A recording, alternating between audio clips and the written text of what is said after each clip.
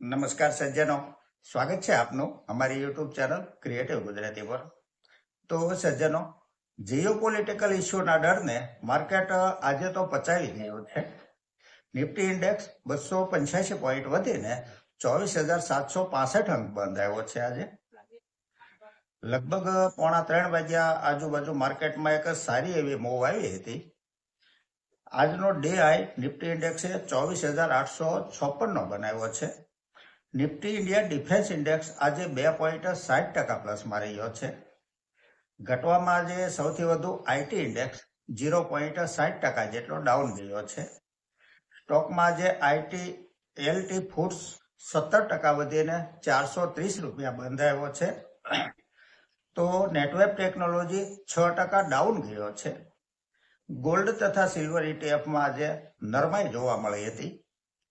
સજ્જનો, અહીં કંપની તથા ફંડામેન્ટલના વીતેલા ઇતિહાસની ચર્ચા માત્ર અભ્યાસના હેતુથી કરીએ છીએ.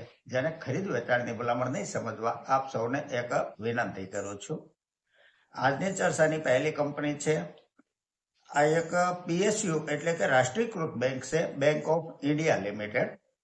ફંડામેન્ટલ જોઈએ તો જે રેવન્યુ ડિસેમ્બર 2024 ક્વાર્ટરમાં 18,317 કરોડ હતી તે ત્યાંથી વધી 19,052 કરોડ થઈ છે અને નેટ પ્રોફિટ 2,638 કરોડથી વધી 2,814 કરોડ થયો છે. છેલ્લા 3 વર્ષનો કમ્પાઉન્ડિંગ પ્રોફિટ ગ્રોથ 43% છે. સેલ્સ ગ્રોથ CAGR 3 વર્ષનો 23% છે. સ્ટોક પ્રાઇસ CAGR 3 વર્ષનો 26% છે અને 1 વર્ષનો 68% છે. માર્કેટ કેપ 74,767 કરોડની છે. સ્ટોક પ્રાઇસ 167 રૂપિયા છે અને 52 વીક હાઈ 178 રૂપિયા બનેલો છે. પી રેશિયો 7.33% છે. ROCE 6.17% છે. ROE 12.40% છે. ડિવિડન્ડ યીલ્ડ 2.47 લગભગ 2.5% છે. આ કંપનીમાં ખાસ ધ્યાને લેવા જેવી બાબત એ છે કે સ્ટોક પ્રાઇસ 167 રૂપિયા છે અને બુક વેલ્યુ 190 રૂપિયા છે.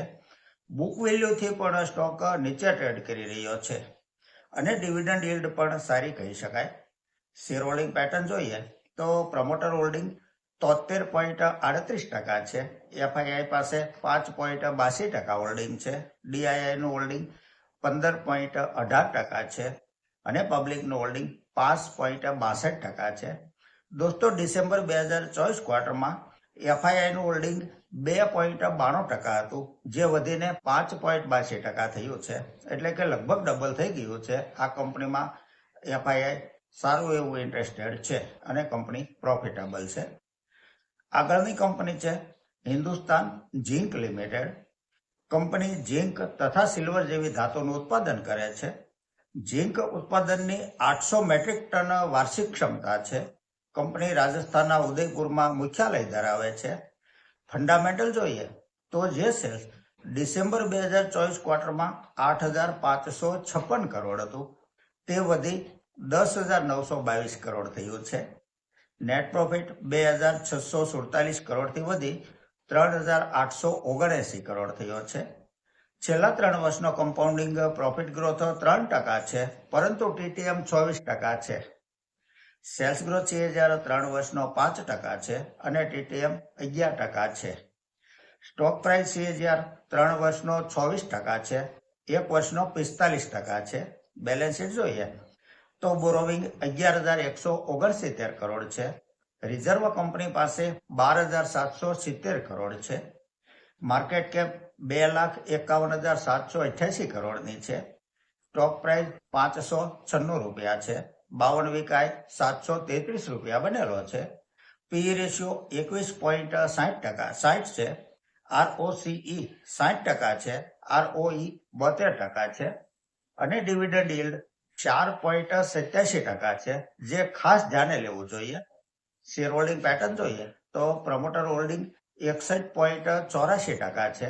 એફઆઈઆઈનું હોલ્ડિંગ 1.56% છે. ડીઆઈઆઈ પાસે 4.68% હોલ્ડિંગ છે અને પબ્લિકનું હોલ્ડિંગ 4% છે અને સરકારનું હોલ્ડિંગ આ કંપનીમાં 27.92% છે. કંપની પ્રોફિટેબલ છે. ફંડામેન્ટલ સારું છે કંપનીનું. તો સજ્જનો, આ સાથે આજની આ ચર્ચા અહીં પૂરી કરીએ છીએ. જો આપણે આજની આ ચર્ચા પસંદ આવી હોય તો લાઈક કરજો, શેર કરજો, મારી ચેનલને સબસ્ક્રાઈબ કરજો. નમસ્કાર.